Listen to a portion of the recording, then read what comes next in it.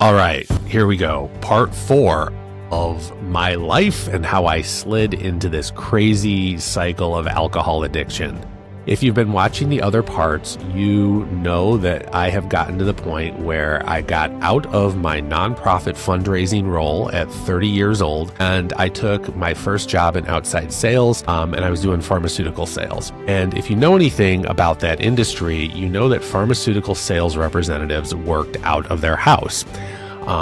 If you have been listening to my story, when I lose structure is when I fall prey to some bad habits with alcohol.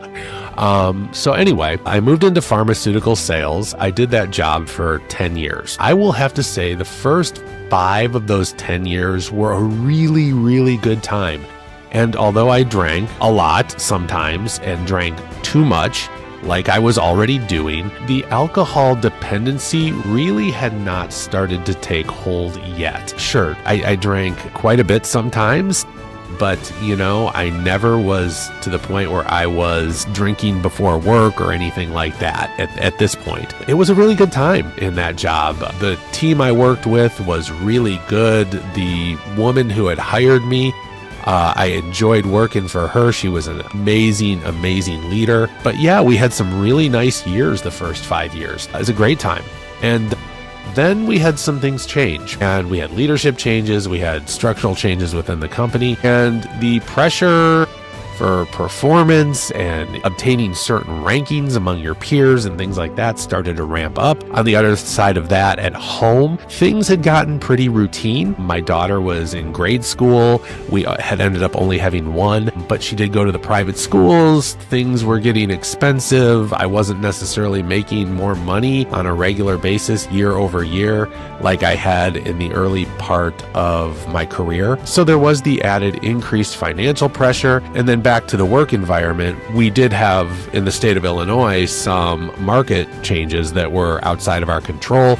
And a lot of people were using a lot less of the product I promoted due to insurance coverage reasons and things like that. I just couldn't control that. So my second 5 years, I started drinking earlier. I started drinking more often. I started drinking at night because I felt more and more stressed. And then if you remember, I was not, when I was younger, ever afraid to be that person who would have a quick drink in the morning or a shot to, kill the hangover. And although I knew you should not do that sometimes before work, I would get such bad hangovers after I would go out and I would try to medicate my anxiety with alcohol to where I would take. And this is where it's really not fun to talk about. I would have that eye opener. I would medicate my hangover, my withdrawal symptoms with a quick shot or a quick beer. And then I would try to get off of work as early as possible. I started drinking earlier and earlier in the day. I would drink more and more. It started to snowball. It got to the point where I was waking up at 3 a.m. with crazy anxiety.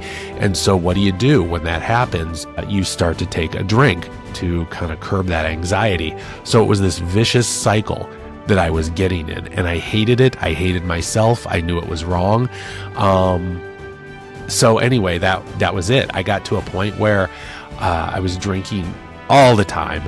I would go through periods where I'd start to negotiate with myself, like, okay, I'm just not going to drink for XYZ days. I would get myself to quit for a while, and then I'd go like a week without it or something like that, and then I'd think I was okay, and then I'd start drinking again, and it would all come back. But anyway, I got to a point where it was getting harder and harder to pay the bills. And I realized that, the first place I could go to give myself a raise is to quit spending all the money on liquor. So one day I came home, I told my wife I had been drinking way too much. And I said, and I've been playing with this for a while, this idea. And I was like, I think I need to quit, for good. And at that point, she was all about it, and I did quit.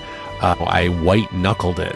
That's a term from AA. It means that, you just quit cold turkey and you didn't have any other mechanism of support going on. So one of the coolest things happened, though. A couple weeks after I had made the conscious decision to do that, my company that had been acquired by another company and was going through layoffs decided that they no longer needed my services. And it was pretty awesome, actually, because I was with the company for 10 years. I got a great severance package. I got virtually 6 months to go ahead and find a new job. And what I also did with that 6 months, aside from finding a new job, is I went and I got back in the gym. Over the 10 years, I was drinking and all the eating that you do in pharma sales. You gain a lot of weight. I gained a lot of weight. So I got back in the gym. I got on a diet. I got my groove back. I quit drinking. Again, though, I didn't do that with any community structure or anything like that. I quit drinking with goals, with the goal of losing weight, with the goal of, getting my finances in gear, with the goal of getting a new job. And I did those things very, very successfully. But when the goals were all accomplished and I got a new job and I got myself back in the shape I wanted to be in and all that great stuff, I decided after, I don't know how long, that was at 39, I turned 40, I was still white knuckling it, I got my new job. I decided that I could try, and I wouldn't tell anybody, I would try drinking again. And I'm the type that I can have like 1 or 2 drinks and I can use all my willpower and walk away from it and think I'm okay. It won't start this big downward spiral right away. But what will happen is I will think that I'm okay, and then I will start drinking more on a regular basis. Like if I have 2 today, I can have 2 tomorrow, I can have 2 the next day. Well, that 2 turns into 3 pretty quickly, which turns into 4. And as soon as I start feeling that alcohol effect, if you go back to my original video, I always really loved that buzz, and something in me clicks in and I want to chase that buzz. Then when I chase the buzz, I drink too much. I get really hungover. I get anxious. And then how do I alleviate that anxiety and make myself feel better? Well, there you go. You have another drink and the whole cycle starts again. But back to the main point. I decided to drink again. And they say this happens, and it did with me. When I went back to drinking, I went back worse than ever before. I followed that cycle that I was just talking about. I got to a point where before I knew it, I was addicted to alcohol. I was drinking 24/7. I was about 40 years old. It got to a point, and I do have a video that's about 10 minutes long. If you scroll down on my Facebook, you'll see it's a day in the life of somebody who's addicted to alcohol. I won't go into the story here, but scroll on down and I will tell you the intervals all day long that I was drinking on. I was drinking all day, every day, from the time you wake up at 3 a.m. with crazy racing anxiety to the time I would go to bed at night or go to sleep / pass out, and how I would function throughout the day. If you want to hear the really scary stuff, go watch that one. But anyway, yeah, so I was drinking all day, every day. I finally got to a point where the gig was up. My family caught me. That could be a whole video in itself, but I had a pseudo little intervention. My family forced me to the doctor. The doctor sent me to the emergency department where I had to receive medical assistance to detox. And I'm going to try to show a graphic. Hopefully that's coming up right now. But my liver enzymes were way off the chart. My heart rate was somewhere in the neighborhood of 130 to 140 beats per minute. My blood pressure was sky high. So anyway, went to the emergency department and they administered, liquid Ativan and fluids and things. And for whatever reason, my vitals stabilized enough to where they released me. I did not need to be admitted to the hospital. And at that point, that is when, my wife was like, you tried it your way. Now you've got to take the next step. I didn't know what was going to happen at that point. I thought she might kick me out for good. I might be a bachelor again. Thank God she did not do that, because her and my daughter have been a cornerstone in my recovery. Without them and their strength that they offered to me, I don't know if I could have done it. But anyway, so I started going to AA. My wife wanted me to do that. I started going to AA, and what I found in AA is it provided me with the community that I needed and a place to go and people to talk to who understood me and had been through what I had been through. And with that and the whole one day at a time thing, now I have been on the sobriety journey since I was 39. I tried and then I went back. It has been almost 7 years since alcohol has touched my lips, even though it's been, about 10 since I walked into AA.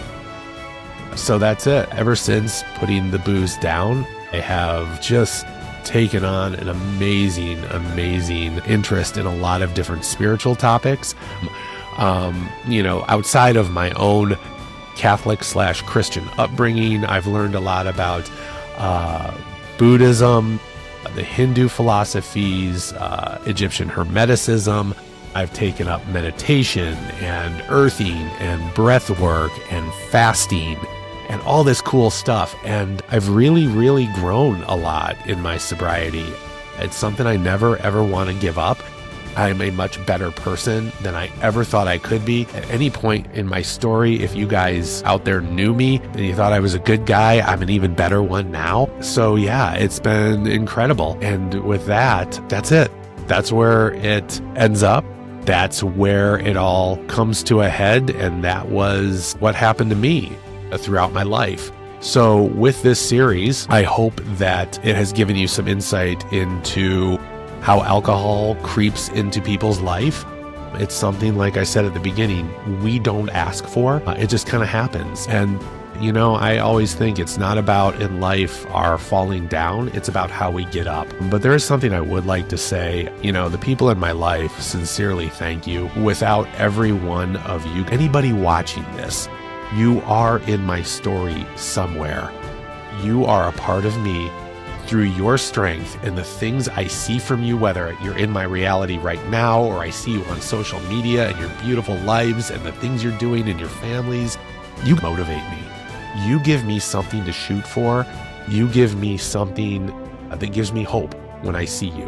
Wherever you were along my journey, in my story, I could not do it without you. And the part of you that is in here with me is making all the difference, each and every one of you on an individual basis. And finally, I would like to close with just saying that, number one, if I ever did anything wrong or hurt any of you in any way, I am sorry. If I ever knew you and I didn't show up fully for you, or I just wasn't the me that I could have been for you, I am sorry for that.